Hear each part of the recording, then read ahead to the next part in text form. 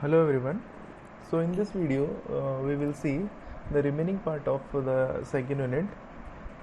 So we will see the date functions, an aggregate function, and querying and manipulating data using by, group by, having an order by. So इस video में हम लोग ये सारे function use कैसे करते हैं, क्या काम आएंगे, ये सब कुछ देखने वाले हैं. So now let's start. Okay, तो फर्स्ट ऑफ ऑल आप लोगों को सबको MySQL ओपन कर लेना है, डेटा जो डेटाबेस आपका वो यूज़ कर लेना है. फिर इसके बाद में हम लोग देखते हैं कि डेट फंक्शन और ये सब कुछ कैसे यूज़ करते हैं. सो आप सभी ने इस PDF में ये जो पार्ट है डेट एंड टाइम फंक्शन, ये सब एक बार देख लिया होगा. अब इसको यूज़ कैसे करना है अगर हम लोग ये भी देख लेते हैं. सो फर्स्ट इसका जो फंक्शन है वो है करंट डेट, CURDATE. ये अब कैसे यूज़ करना है इसको, बस सीधा सा है सेलेक्ट CURDATE, ये लिख के आपको ब्रैकेट लगाने हैं और कॉलम लगा के ये. सो ये फंक्शन करता क्या है, आपके जो सिस्टम की करंट डेट है वो डेट आपको डिस्प्ले करता है. सो नेक्स्ट फंक्शन है आपका डेट फंक्शन. सो डेट फंक्शन को यूज़ करने के लिए हम लोग क्या लिखते हैं, सेलेक्ट डेट. अब यहाँ पे डेट नहीं लिखनी है आपको यहाँ पे लिखना है डे. सो डे लिख के आपको पर्टिकुलर डेट देनी है और ये क्या करेगा, इसमें से पर्टिकुलर डे रिट्रीव करके आपको शो कर देगा. जैसे यहाँ पर ये 9 है, ये 9 जो है ये डे है.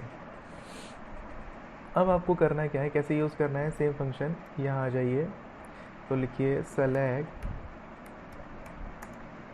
डे और यहाँ आपको क्या करना है, कोट के अंदर आपको डेट लिखनी है और सेम फॉर्मेट में सबसे पहले ईयर, फिर मंथ और फिर डेट, सेमीकोलन लगाना है. और देखिए तो ये आपका यहाँ पर जो डे था वो 03 आ चुका है. तो ये तरीका है आपका सेकंड फंक्शन डे रिट्रीव करने का फ्रॉम द डेट. अब ऐसे ही आपको अगर मंथ रिट्रीव करना हो, मंथ देखना हो कि इसमें मंथ कौन सा है, तो हम लोग मंथ वाला फंक्शन काम करेंगे. तो so this function is return the month from the date passed, जो हम लोग इसमें पास करने वाले हैं. ये देखिए ये सेम फंक्शन वही है. अब इसकी जगह हमको क्या करना है, मंथ लिखना है. ये आप मंथ लिख दीजिए. तो ये देखिए 06 आपका मंथ आ चुका है. सो इजी है. कैसे फंक्शन यूज़ करते हैं हम लोग, ये जो सारे जो डेट एंड टाइम फंक्शन है. अगर सेम इसमें अगर आपको ईयर यूज़ करना है तो ईयर यूज़ कर लीजिए. ये देखिए एंटर करिए तो ये देखिए ईयर आ गया 2020. तो डेट आप कोई सी भी यहाँ पे ले सकते हैं. जैसे सपोज़ करो मैं यहाँ पे 25 ले लेता हूँ, इसकी जगह 04 कर दिया है.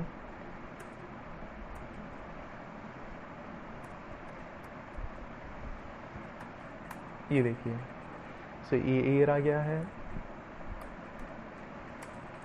मंथ अगर आपको लेना है तो मंथ आप ले सकते हैं. ये देखिए 04.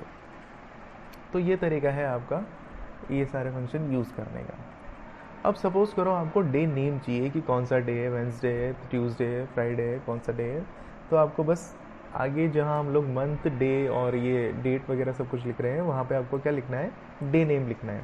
और आपको पास करनी है पर्टिकुलर डेट जिसका आपको डे नेम चाहिए. सो ये तरीका है. मंथ की जगह आपको क्या लिखना है, डे नेम. तो यहाँ पे गए डे नेम लिखा हमने और इसका जो डे नेम है वो आने वाला है. ये देखिए तो जो 25 जो डेट थी 4th मंथ की 1998 में वो थर्सडे थी. एक काम करते हैं, चेक करने के लिए हम लोग करंट डेट डाल देते हैं. तो करंट डेट है आपकी 2020-06-03. ये देखिए एंटर करेंगे तो वेंसडे. तो देखिए वेंसडे आ गया. सो आज वेंसडे है. ये इसके बाद में अगर आपको द डे ऑफ मंथ चाहिए कि कौन सा मंथ है, सॉरी कौन सा डे ऑफ मंथ है, तो आपको क्या करना है, बस आगे इसमें डे ऑफ मंथ लिखना है.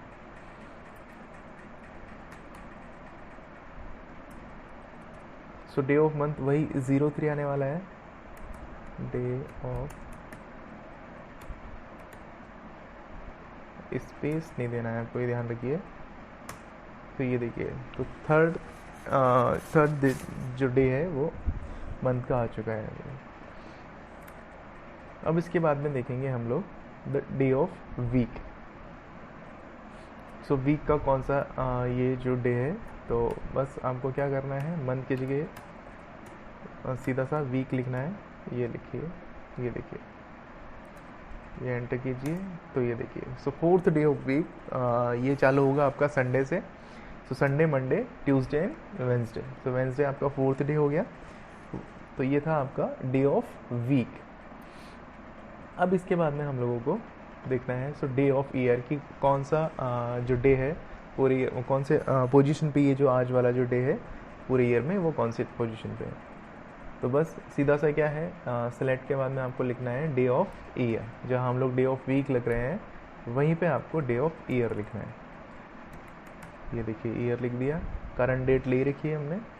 So this is how you can find the day of year, so which is 155. So this is how you can see all these query are easy to run. Okay. So ये आपके जो syllabus में ये सारी चीज़ें cover हो चुकी है। तो हमने क्या देखा अभी, नाउ डेट की जगह आपको यहाँ पर डे लेना है, मंथ नेम देख लिया हमने। अच्छा, मंथ नेम बाकी है, तो मंथ नेम देख लीजिए। मंथ नेम के लिए क्या करना है, यहाँ पर आपको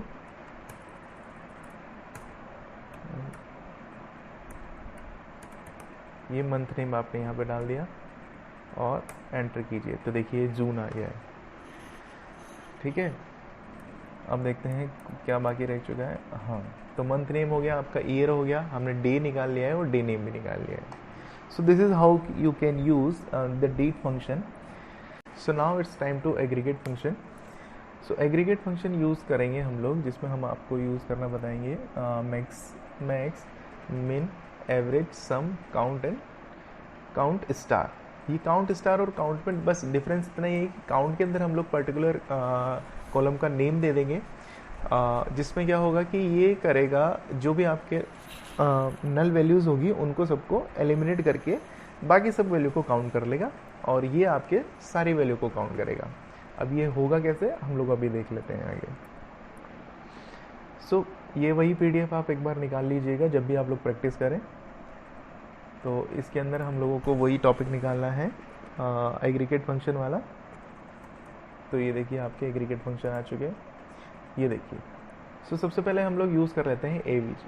AVG क्या होता है, एवरेज। तो average, this function is compute the average of given data. अब गिवन डेटा के लिए हमको टेबल चाहिए, और टेबल हमारे पास में है, तो हम लोग एक बार टेबल देख लेते हैं।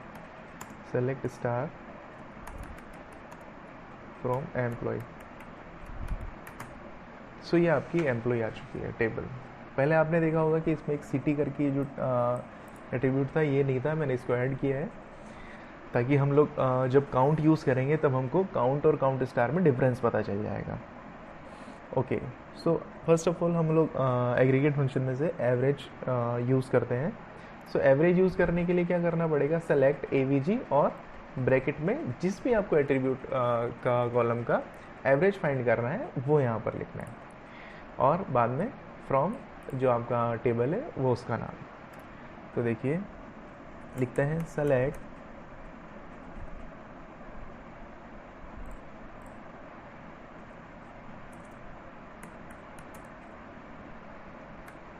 AVG, और हम करते हैं जो हमारा ग्रॉस कॉलम है उसका एवरेज फाइंड कर लेते हैं फ्रॉम एम्प्लॉय। ये देखिए, तो अब ये क्या करेगा, हमारा ये जो ग्रॉस सेक्शन है ये इसका एवरेज फाइंड करके हमको बता देगा।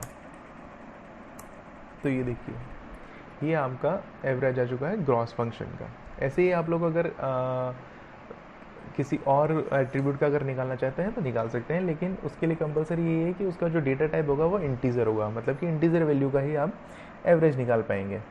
जैसे हमारा जो ये ई कोड है इसका भी हमने डेटा टाइप इंटीजर ही ले रखा है, तो हम लोग इसका भी एक बार निकाल के देख लेते हैं। ये देखिए, तो ये आ गया आपका 6.5 एवरेज। अच्छा, सो नेक्स्ट देख लेते हैं हम लोग काउंट। अब काउंट यूज़ कर लेते हैं, चलिए सबसे पहले काउंट ही देख लेते हैं। सो काउंट यूज़ करने के लिए सीधा सा है, आपको करना क्या है, सेलेक्ट लिखना है, फिर काउंट के बाद में स्टार और टेबल का नेम। तो देख लीजिए ये सबसे पहले टेबल का नेम ऐसे कैसा, और यहाँ पे हम लोग काउंट लिख देते हैं इसे, और यहाँ पर ये काउंट स्टार। अब देखिए ये नंबर ऑफ रोज को काउंट करेगा आपके टेबल में कितनी रोज है। तो देखिए 12 रोज आ चुकी है, ये देखिए। अब इसने पर्टिकुलर सब वैल्यूज़ को जो है सब पूरी रो को काउंट कर लिया है। तो ये नंबर ऑफ रोज कितनी है, 12 रोज आ गई। बट अगर आप लोग यहाँ पर काउंट के अंदर जैसे सपोज करो आप ई नेम दे देते हैं, तो ई नेम में हमारी कितनी एंट्रीज़ हैं, 12 एंट्रीज़ हैं। तो देखिए कहीं पे भी नल वैल्यू नहीं है, तो इसने सारी की सारी काउंट कर लिए। लेकिन अगर आप लोग यहाँ पर देखोगे सिटी के अंदर सारी नल वैल्यूज़ हैं। अब नल वैल्यूज़ होती क्या है कि जब भी हम लोगों ने टेबल बनाई थी तब हमने इसकी वैल्यूज़ नहीं डाली है, तो इसने इस यहाँ पर नल ले लिया। और लास्ट एक जो वैल्यू जो हमने रो इंसर्ट की है, इसके अंदर हमने यहाँ पर जयपुर डाल दिया था। तो इसको यूज़ करना है। अब हमको डिफरेंस देखना है काउंट और काउंट स्टार के अंदर। तो यहाँ पर आप एक काम कीजिए, अब जैसे ई नेम में 12 आ गई थी एंट्री, और यहाँ पर हम लोग ले लेंगे सिटी। तो जब हम सिटी लेते हैं, पर्टिकुलर किसी भी फील्ड का नेम लेते हैं, तो ये केवल वैल्यूज़ को काउंट करेगा, ना कि नल को। तो देखिए यहाँ पर एंटर करेंगे तो केवल 1 आया है, जबकि हम लोग अगर ई नेम देख रहे थे तब आ रहा था 12। तो डिफरेंस क्या हुआ, डिफरेंस यही हुआ कि काउंट के अंदर जब भी हम लोग एट्रीब्यूट का नेम डाल रहे हैं, तो ये आपके पूरी जो रोज़ हैं, तो जिसमें आपने फिल कर रखा है उन सबको काउंट करेगा, अदरवाइज नल वैल्यूज़ को काउंट नहीं करता है। सो यही डिफरेंस था। जब हम लोग ई नेम ले रहे थे तब 12 एंट्रीज आ रही थी, और जब हम लोग सिटी ले रहे थे तब ओनली सिंगल एंट्री बता रहा था, ये 1। ये देखिए, तो ये था आपका काउंट और काउंट स्टार में डिफरेंस। ये देखिए। सो ये आप लोग यहाँ पर जो PDF है यहाँ पर भी यही चीज़ आप लोग देख पाएंगे। Okay, so now max function कैसे यूज़ करते हैं हम लोग देखते हैं, और काम क्या करता है। So this function is return maximum value from the given column और एक्सप्रेशन। आपके पर्टिकुलर जो भी कॉलम है या एट्रीब्यूट है, उसमें उसका जो मैक्सिमम नंबर है वो आपको रिटर्न करके देगा। तो ग्रॉस का हम लोग मैक्सिमम देख लेते हैं। ये देखिए मैक्स एंटर करेंगे तो 6000 आ चुका है। तो जो हमारी इस टेबल के अंदर जो मैक्सिमम जो एंट्री है वो क्या है, 6000 ही है। ये देखिए 6000, इस 6000 से ज़्यादा मैक्सिमम कुछ भी नहीं है। ठीक है, ऐसे ही मिनिमम करेंगे आप लोग यूज़, तो ये क्या करेगा, आपको मिनिमम एंट्री बता देगा आपके पर्टिकुलर कॉलम के अंदर। तो ये देखिए 5000 मिनिमम एंट्री थी और 5000 इसने हमको बता दी। So this is how you can use the aggregate function. क्या क्या देखा आपने, एवरेज, काउंट, मैक्स और मिनिमम। अब आपका आता है सम फंक्शन। सम फंक्शन क्या काम करेगा, so it return the value sum of value in given column. तो आपकी जो भी कॉलम का जो सम है वो आपको ये रिटर्न करके दे देगा। अगर आप लोग ग्रॉस का सम करोगे तो टोटल जितने भी एंट्रीज हैं उनका सबका सम कर देगा, और अगर आप ई कोड का अगर करोगे तो ये ई कोड का भी सम कर देगा। बट कंडीशन वही रहेगी कि आपको जो भी कॉलम का अगर डेटा टाइप इंटीजर है वही यूज़ में लेना है। तो कैसे यूज़ में लेंगे, सेलेक्ट, आपको वही सम लेना है, सम के अंदर पर्टिकुलर कॉलम का नेम और फ्रॉम टेबल का नाम लिख देना है। ये लिख दिया, एंटर करोगे आप लोग तो ये देखिए, सो ग्रॉस जो भी हमारा था कॉलम, उसकी ये सब एंट्रीज का जो सम आ चुका है वो ये है 67450। अगर आपको इसको वर्बली चेक करना है तो आप लोग एक बार इसको ई कोड करके भी देख लीजिए, तो आपको पता लग जाएगा। तो 1 से लेके 12 तक की एंट्री है उसके अंदर, और इसका सम हो जाएगा आपका 78। ओके, सो ये था आपका सम फंक्शन। तो क्या क्या देख लिया अब तक हमने, मैक्सिमम देख लिया, मिनिमम देख लिया, एवरेज देख लिया, सम देख लिया और काउंट देख लिया। सो ये आपके एग्रीगेट फंक्शंस कंप्लीट हो चुके हैं। सो आपने देखा date function and aggregate function. So now we will see the querying and manipulating data using by group by having an order by। Okay, so अब हम देखेंगे ये सारी मैनिपुलेटिंग क्वेरीज जो कि हम लोग यूज़ करेंगे group by having and order bye से। सो अब ग्रुप बाय हैविंग और ये ऑर्डर बाय करता क्या है, ये हम लोग देखने वाले हैं। सो ग्रुप बाय हम लोग यूज़ करते हैं जब भी हमारी पूरी जो टेबल है उसको हमको एक पर्टिकुलर ग्रुप में बनाना पड़ता है। ये भी एक पूरी टेबल है जो भी आपका एक ग्रुप ही है, बट इसके अंदर भी जब हम लोग सब ग्रुप बनाएंगे, जैसे किसी भी एक स्पेसिफिक कंडीशन को लेके, जैसे सपोज करो यहाँ पर ये ग्रेड है तो ग्रेड A1 A2 और B1 और B2, इसके अलावा आपको कोई अलग ग्रेड नहीं दिखने वाली है यहाँ पर। तो यहाँ पर ये एक फील्ड जो एक टेबल के अंदर ये 4 ग्रुप बन चुके हैं। जैसे सपोज करो एक A1 हो जाएगा, A2 हो जाएगा और B1 और B2। तो हम लोग ये ग्रुप बाय यूज़ करेंगे जब भी हम लोगों को ग्रुप के अंदर कोई ग्रुप बनाना पड़ेगा, और उसको हम लोग बोलते क्या है, नेस्टेड ग्रुप। ठीक है, तो इस क्वेरी को परफॉर्म करने के लिए हमको यूज़ करनी पड़ेगी ये तरीका। क्या करेंगे, जैसे सपोज करो हमको लिखना है सेलेक्ट, अब हमको ग्रेड के हिसाब से ग्रुप बनाना है। ठीक है, तो हम लोग ग्रेड देख लेते हैं। फ्रॉम कहाँ से लेना है, एम्प्लॉय से लेना है। ओके, अब यहाँ पे आपको लिखना है ग्रुप बाय। ये ग्रुप बाय किससे ग्रुप क्रिएट करना है, ग्रेड से क्रिएट करना है। तो ये ग्रेड, तो ये देखिए कितने ग्रुप थे हमारे, जितने भी सब आ गए। ठीक है, अभी हम लोगों ने सेलेक्ट क्या किया था, सेलेक्ट किया था ग्रेड, तो इसलिए वो ग्रेड वाली जो कॉलम है वो शो हुई है और ग्रुप बाय बन चुका है ग्रेड से। ऐसे ही अगर आप लोगों को ग्रेड के साथ साथ में अगर मान लो कोई और फील्ड लेना है, जैसे ई नेम ले लिया हमने। अब ई नेम अगर आप लोगे तो वो ई नेम फील्ड भी शो हो जाएगा, लेकिन देखिए ई नेम लेना है, हमने कोई नेम लिखा था।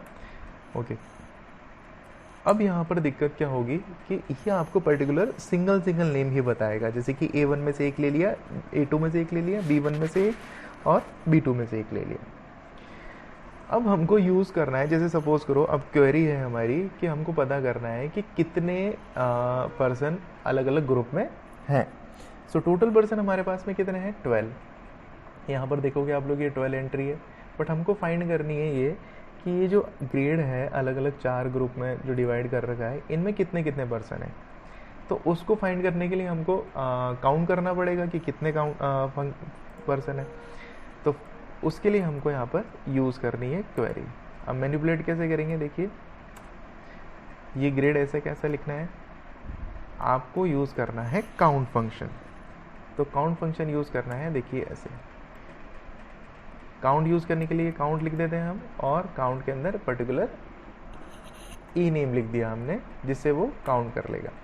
तो ई नेम काउंट करके बता देगा, और डिस्प्ले क्या करेगा, आपका ग्रेड। ये यहाँ पर ये ग्रेड को डिस्प्ले कर देगा, और यहाँ पर ई नेम की काउंटिंग को बता देगा कि कितने कितने एंट्रीज हैं। और ग्रुप बाय किससे कर रहा है हमको, ये ग्रेड से। ठीक है, तो ये देखिए यहाँ पर जाइए, एंटर कीजिए,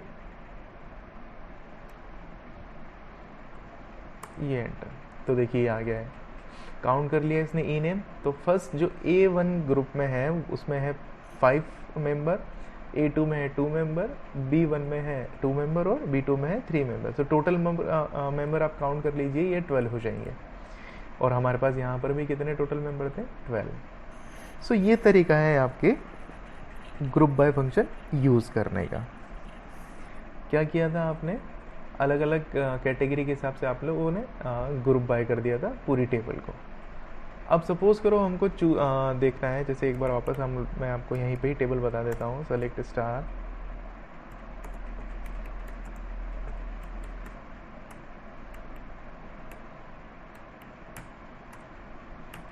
ये देखिए अब क्वेरी हम लोग ये लेते हैं कि एक क्वेश्चन है कि इस पूरी टेबल में से हमको ये फाइंड करना है कि कितने मेल और कितने फीमेल्स हैं। तो अब आपको ग्रुप बाय किससे करना होगा, जेंडर से करना होगा। और काउंटिंग किससे करनी होगी, कोई से भी एक पर्टिकुलर फील्ड से काउंटिंग करनी होगी जिसमें फुल एंट्रीज हो, या तो आप ई कोड से ले सकते हो या फिर आप ई नेम से ले सकते हो। तो देखिए क्या लिखना है, सेलेक्ट, आपको करना है काउंट, और काउंट के अंदर आप लोग ले लीजिए, इस बार हम लोग ले लेते हैं ई कोड से काउंट कर लेते हैं। अब आपको शो करना है जेंडर, ताकि पता रहे हमको। From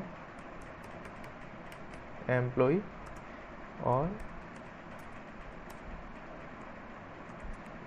group by gender.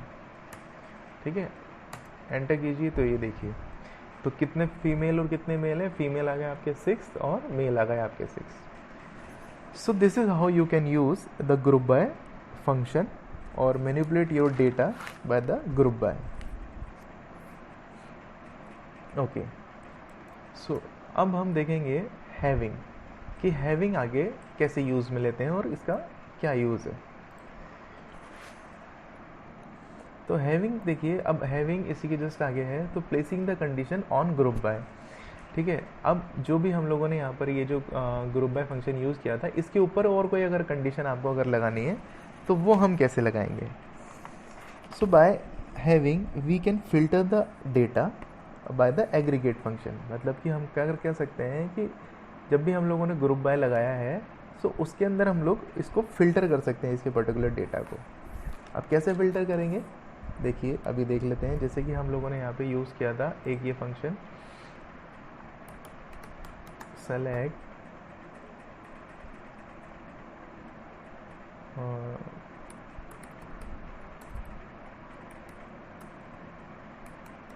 Grade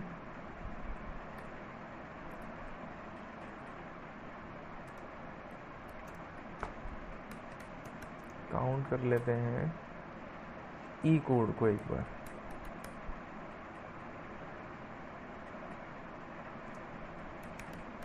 from employ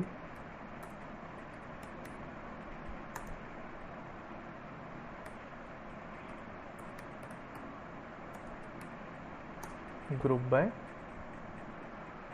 grade. तो ये देखिए, अब ये एक फंक्शन था जो कि हमने पहले भी यूज़ किया था। तो ये जितनी भी ग्रेड थी उसके टोटल नंबर का काउंट आ गया हमारे पास में, कितने कितने एक एक ग्रुप में मेंबर हैं। अब सपोज़ करो हमको यहाँ पर चाहिए कि मैक्स 2 से ज़्यादा वाले, मतलब कि वो ग्रुप हमको बताने हैं जिसमें मेंबर 2 से ज़्यादा हो। तो उसके लिए हमको क्या करना है, डेटा को, इस डेटा को क्या करना है, फ़िल्टर करना है हमको। और फिल्टर करने के लिए हमको यूज़ लेना पड़ेगा having. So having clause place the condition on the group in contrast to where clause that place the condition on individual row. Okay, अब करना क्या होता है, यहाँ पर having यूज़ करेंगे हम लोग, और having यूज़ करके डेटा को फिल्टर कर लेंगे। तो उसके लिए करना क्या है, ग्रुप बाय के आगे जस्ट हमको क्या करना है, हैविंग लगाना है। तो लिखेंगे हैविंग। अब काउंट करना पड़ेगा पहले, ताकि नंबर हमको पता चल जाए। और काउंट करेंगे तो काउंट ई कोड काउंट हो चुका है।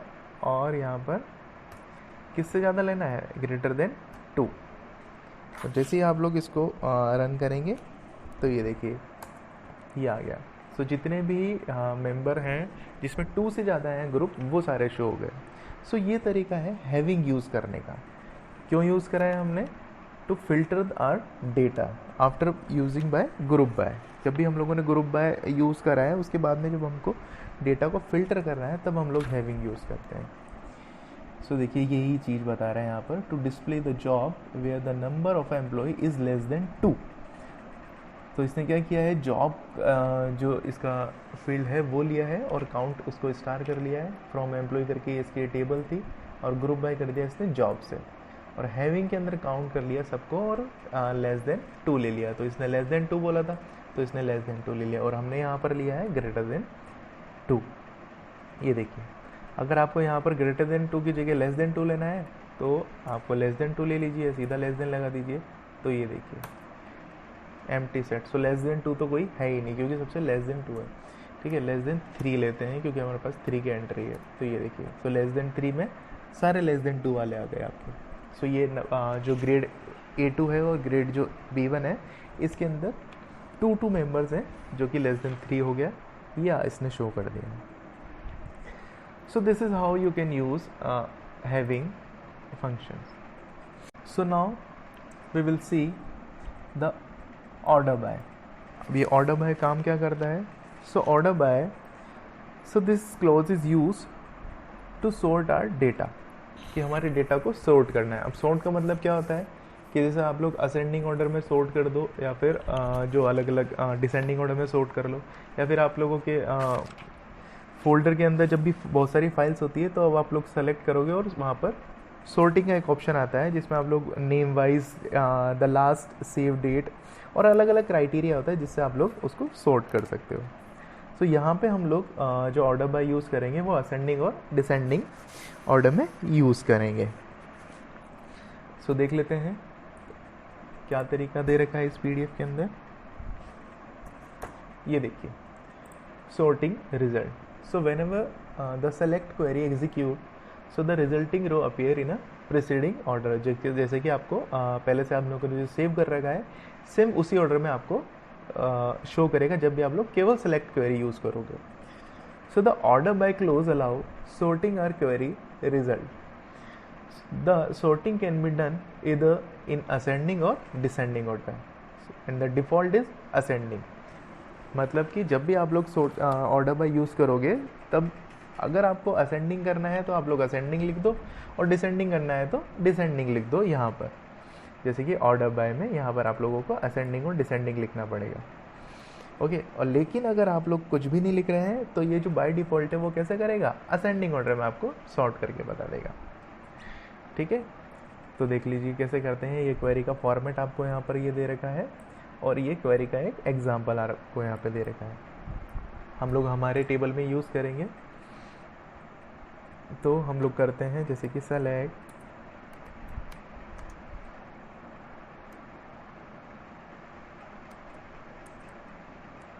ई नेम ले लिया, ग्रेड भी ले लेते हैं, फ्रॉम